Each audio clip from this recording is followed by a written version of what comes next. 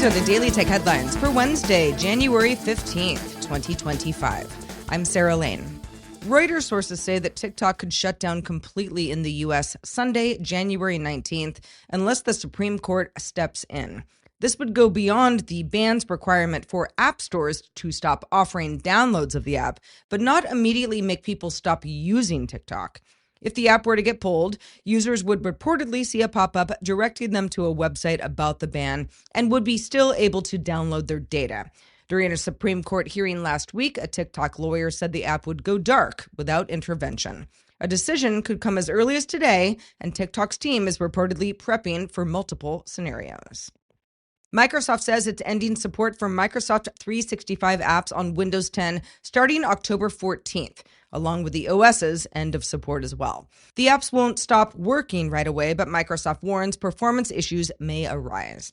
Microsoft is calling 2025 the year of the Windows 11 PC refresh. Now, if you're sticking with Windows 10, Microsoft will offer you a $30 option for 1 year of security updates in businesses. That's up to 3 years.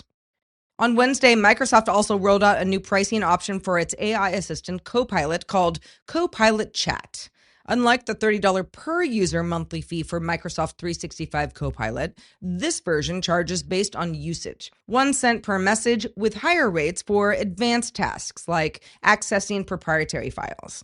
Copilot Chat isn't built into apps like Word or Excel, but works through the Microsoft 365 Copilot app or on the web. Microsoft says this is a flexible model, and it's supposed to lower the cost barrier for businesses to try generative AI tools. DJI announced in a blog post it's removed geofencing restrictions in the U.S. That lets users fly drones in previously restricted areas like airports, nuclear plants, and wildfire regions, although its app will still issue warnings.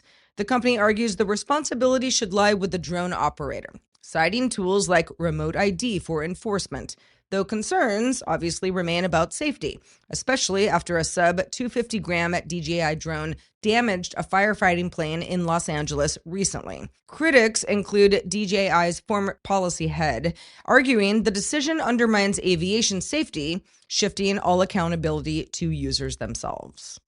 Elon Musk is in hot water with the U.S. Securities and Exchange Commission, or SEC. They're suing him, saying that he broke security laws by not disclosing his large stake in Twitter within the required 10-day period after buying the company. The SEC says the delay let him buy over $500 million in shares and save $150 million, hurting other investors in the process.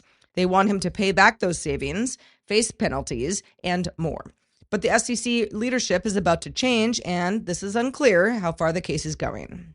Samsung's updated Galaxy Trade-in program now lets users trade in select Galaxy phones year-round without buying a new device. It's launching first in South Korea and France and expanding globally later this year. The FTC and attorneys general in Illinois and Minnesota are suing John Deere over alleged unfair practices that made it harder for farmers to repair their own equipment.